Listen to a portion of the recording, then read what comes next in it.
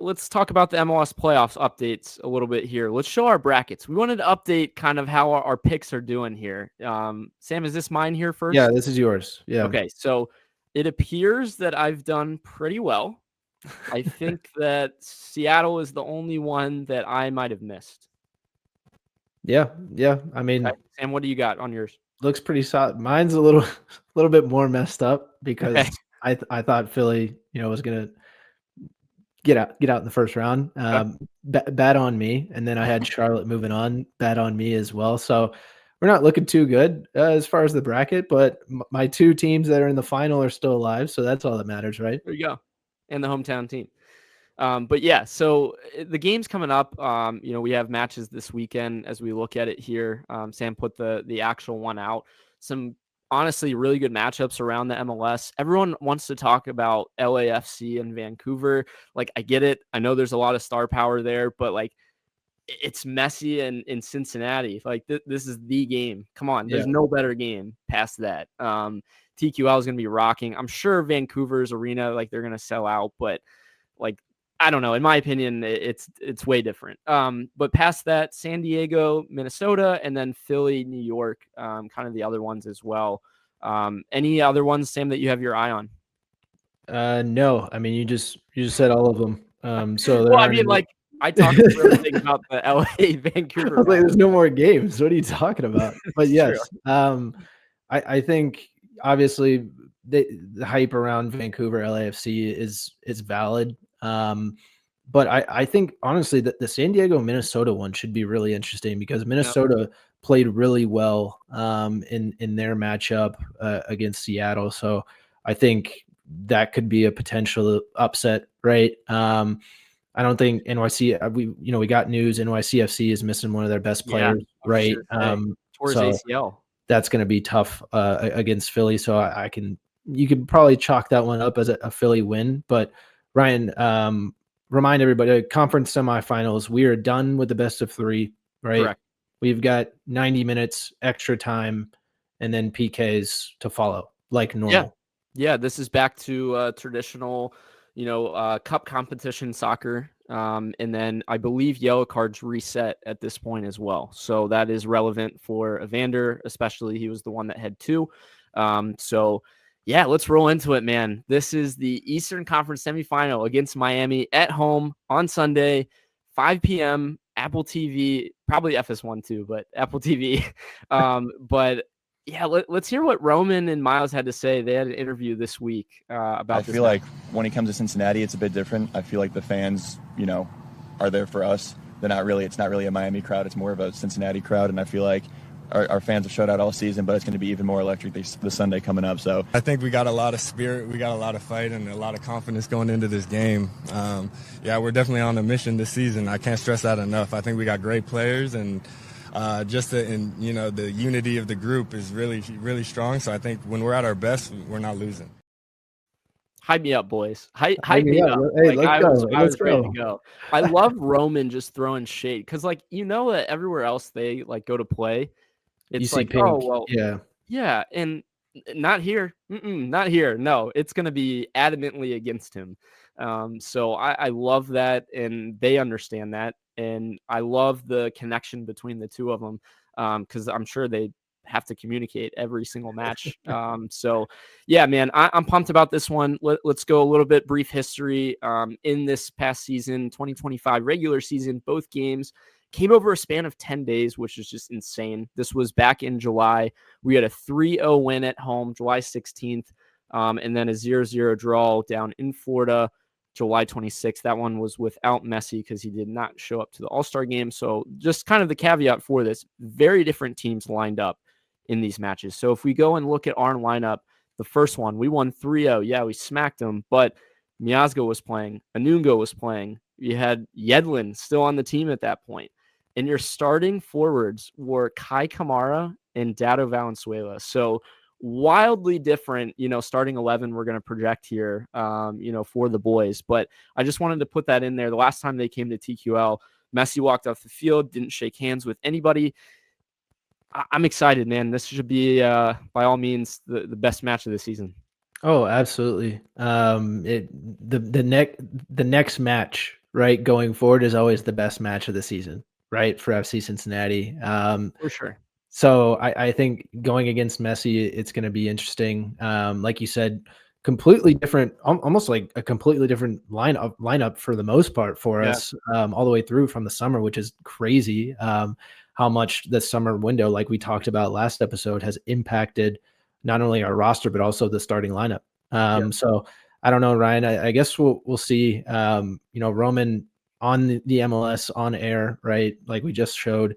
He also said that Messi has yet to score on him, and here's what he had to say here. Has Messi scored against you yet in his career? Not yet. Oh, why no, don't say yet. Yeah, what are you doing? Don't say yet. Why would you attach the yet there? Because he's got 3 years left in his deal. You know what I'm saying? It don't He doesn't got matter. to score this Sunday. Yeah, I'm not going to be like, oh, he's never going to score him. He just goes and puts No, but it the past question me, was, he's not scored yet, but he also has been, there's been some he's been injured sometimes, so he's been in the league a while. But I mean, a couple times I played him, maybe not.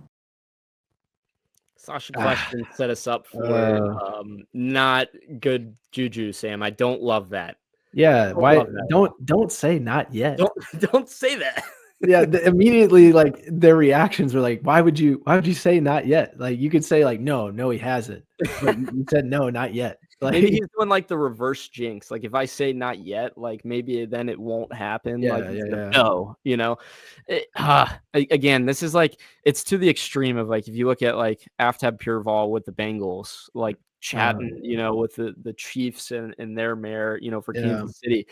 It's just like, oh well, has Messi scored? No, like why? Why are we talking about this? Don't poke the bear. Don't poke the bear. Don't poke the bear. Exactly. Don't put it in his head. We don't want that. All-time series-wise, 5 wins each, 2 draws. Like this is as even as it gets, man. And I think this match.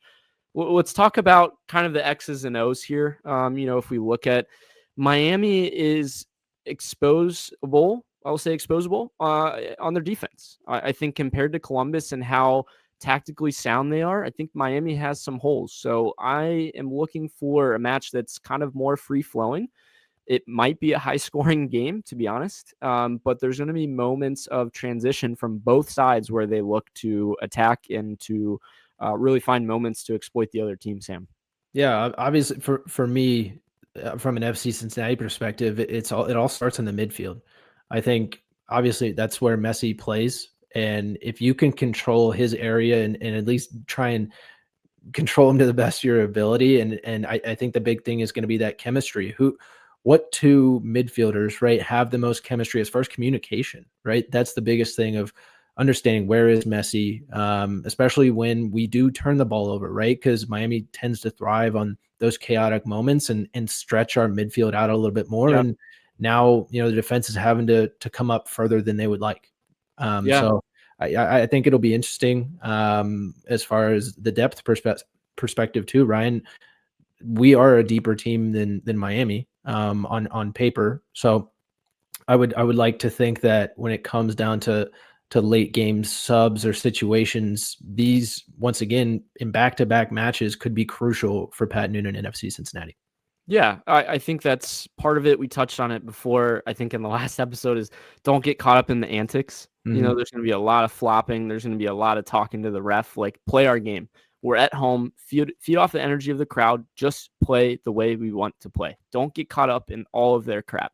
If Suarez is on the field, don't let him do anything crazy. I mean, you can't control the player, but don't react in a way where now you're putting your team in jeopardy. That's the big question, though. Is Luis Suarez going to start? They played and won 4-0 without him in this last match against Nashville.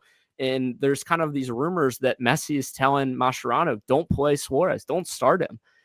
I think Suarez is probably going to start. I think he's got like 17 goals this season, right? Like he's got looked like their best option, I guess, for them. But again, like that's okay with me. I kind of prefer it that way. Fine. Maybe don't put 11 out there. Maybe you just throw Messi out there and then we will just go 11v1. Sam, but your point about the midfield, I want to touch on that. Like, is it Giddey? Is it Buka that go together? Do we want a more athletic midfielder that can really press at some of these older guys?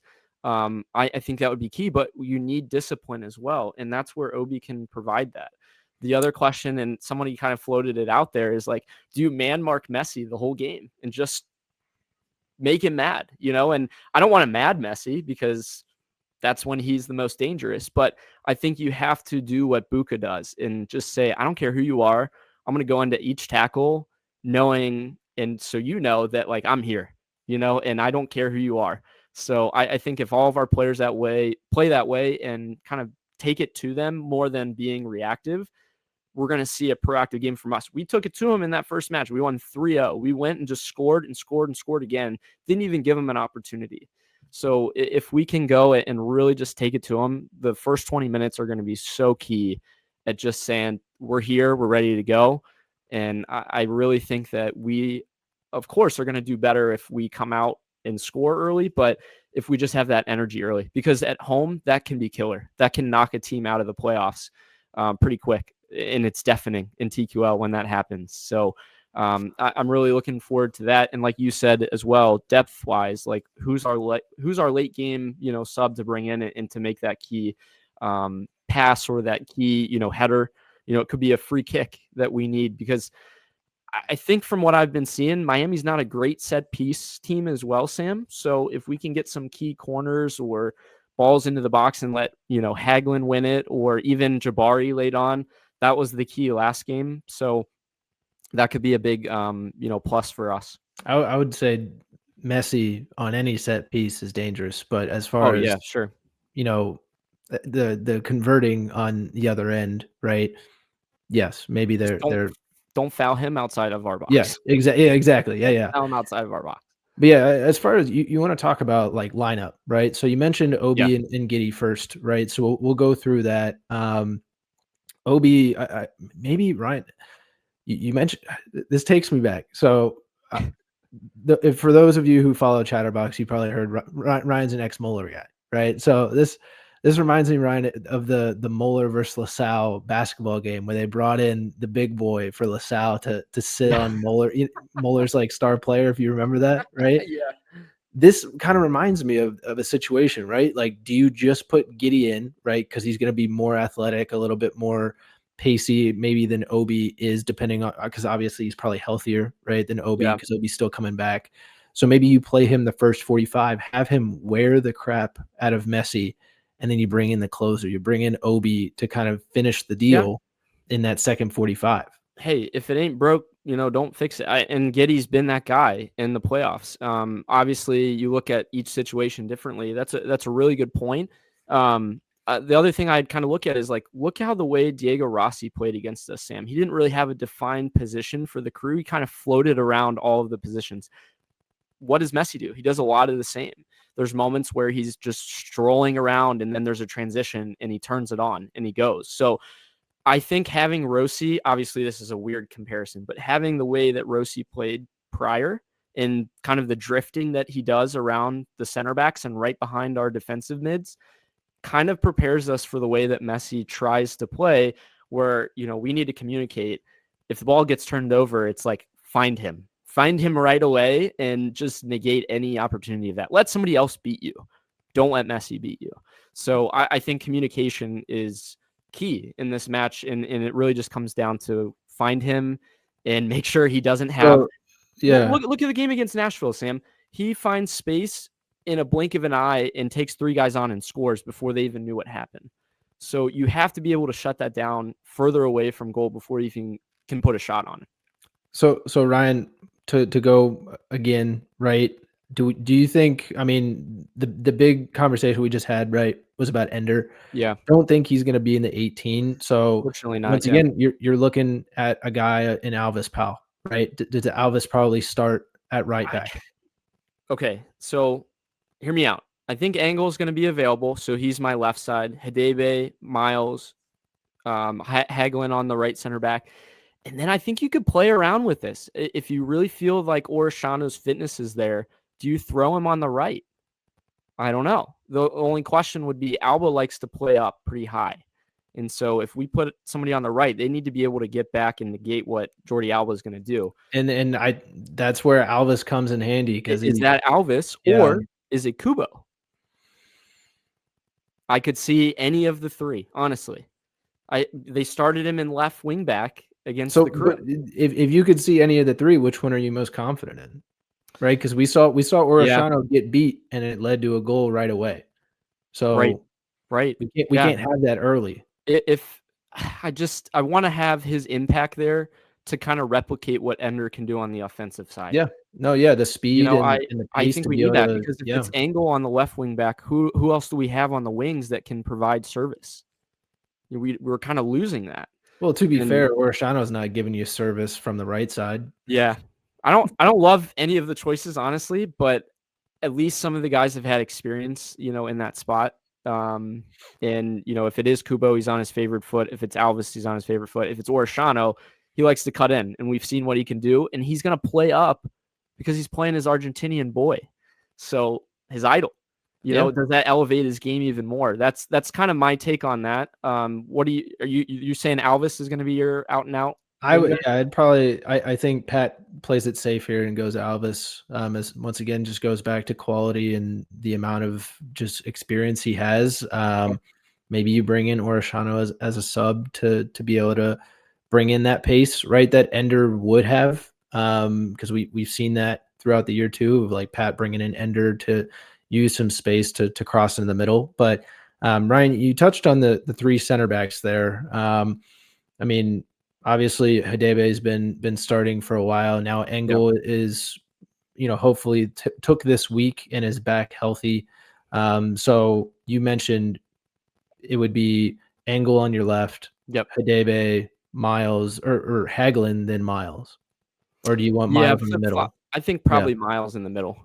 Yeah, I think that's where he's been more. And then, so I haven't seen anything, but I think people want to know a little update on Miazga, right? Yeah, he's off to the side. He's training on the side. I don't think he's fully in the group. I don't think they're gonna press him into the 18. Unfortunately, I wish he was available, and he just hasn't played in the meaningful minutes. And I don't think you just stick him in the biggest game of the year like that if he hasn't had a sustained run out. We haven't seen even last week that he was in the full training yet. So to me, he's probably not ready. But otherwise, Sam, we talked about the midfield, the front three is unchanged. So we know have that solidified. Yeah. Question again is it Obi, is it Giddey? And then who's your right wing back? I really think that's the question. But whoever it is, they have to step up in a big way. Again, next man up. Go in and say, you got to take that position and make it yours for this match, and play inspired. So a key player for you would be who, Sam? I think in this game specifically, I'm looking at Buka.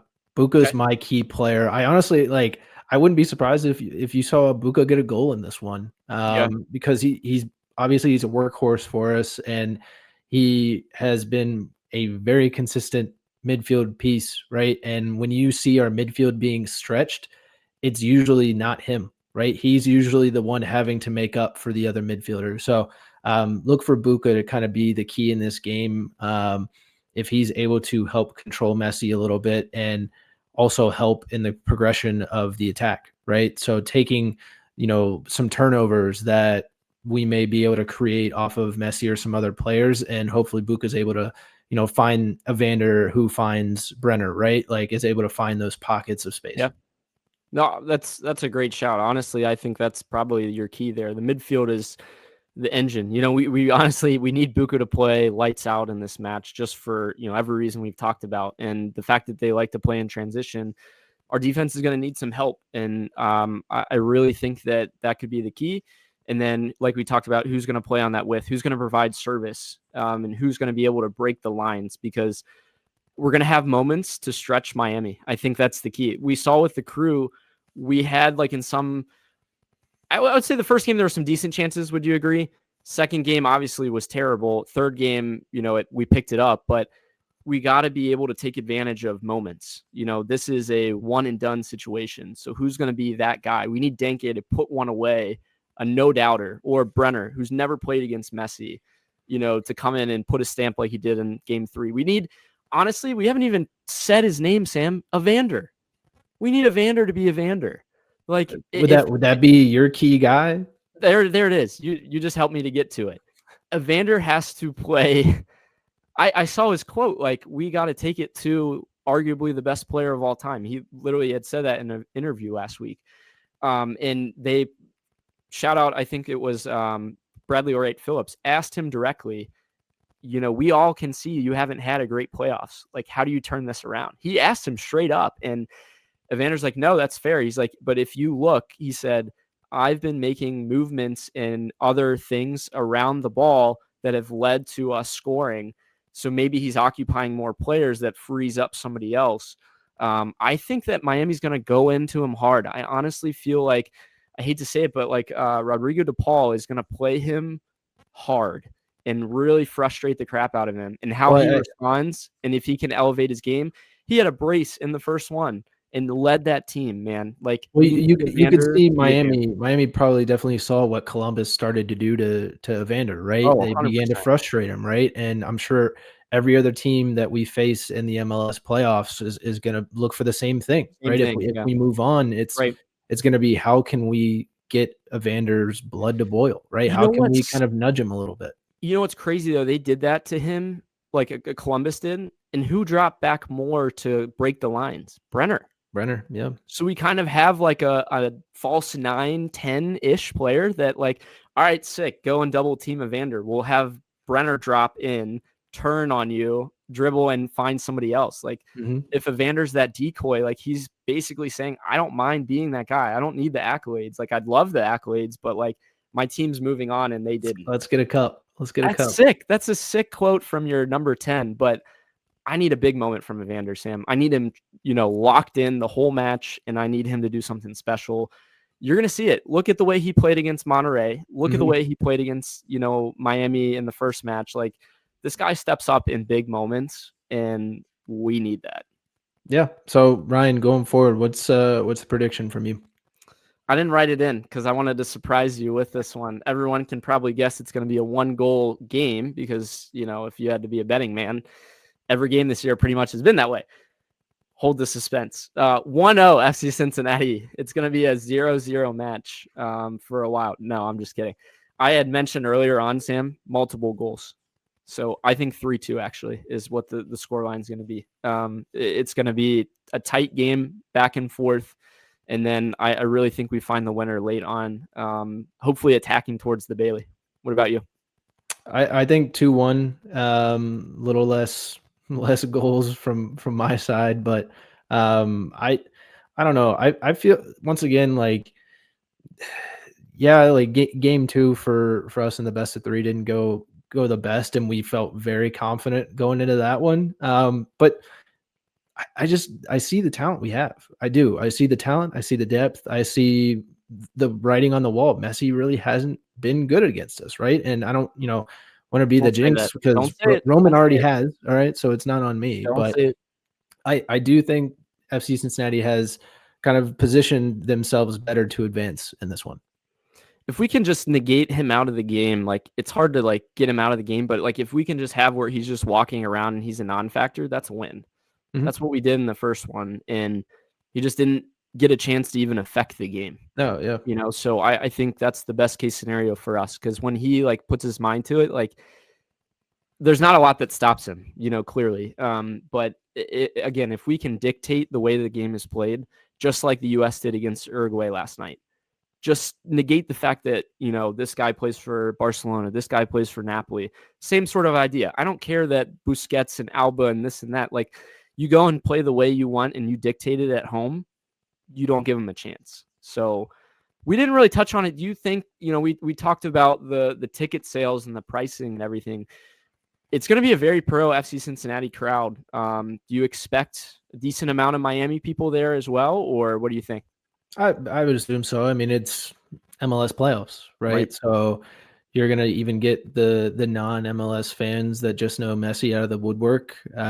So yeah, I expect to see pink jerseys, right? That's you're not going to not see some, right? So I'm just hoping that there's at least like 80%, 90% blue and orange. Rock can't your wait. blue.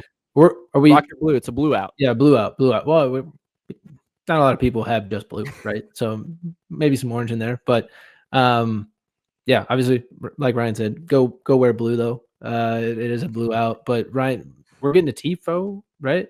Yeah, Possibly? Tifo for Yeah. this match. I'm pumped about it again. The Forge is cooking up something good.